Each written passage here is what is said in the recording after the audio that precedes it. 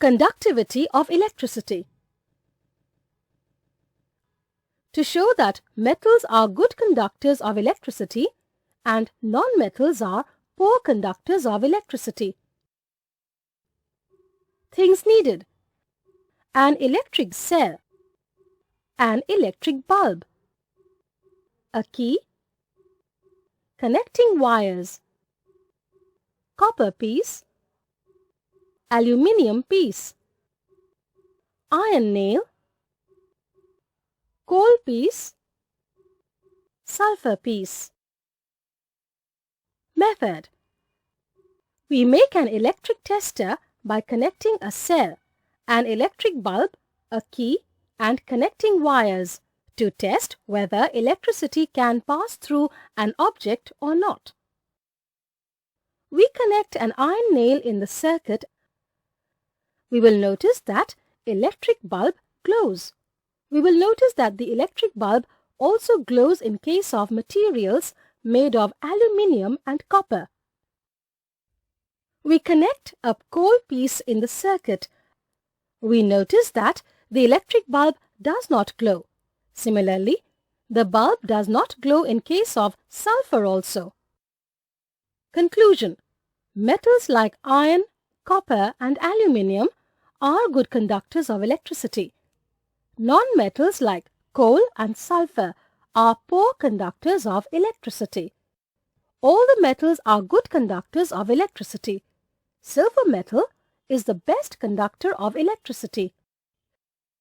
Sonority: the property of producing a ringing sound by metals when they are struck with a hard material is called sonority.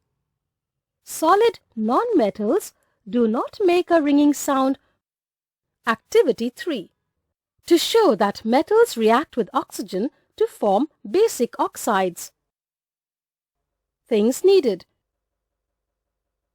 magnesium ribbon, sandpaper, a pair of fire tongs, Bunsen burner, boiling tube, water, red litmus solution. Method: we take a small piece of magnesium ribbon and clean it by rubbing its surface with a sandpaper. We hold the magnesium ribbon at one end with a pair of fire tongs and bring its other end over the flame of a Bunsen burner till it catches fire. The magnesium ribbon starts burning with a brilliant white light to form a powdery ash, which is magnesium oxide. We put this magnesium oxide ash in a boiling tube. Add a little water and shake it. We find that magnesium oxide dissolves in water partially. We now add some red litmus solution to the boiling tube and observe the change in color. Observation: we see that red litmus solution turns blue. This shows that magnesium oxide is basic in nature because only basic substances turn red litmus blue. The chemical reactions involved in the above experiment are given as: when magnesium metal burns in air, it combines with the oxygen of air to form magnesium oxide, which is a basic oxide.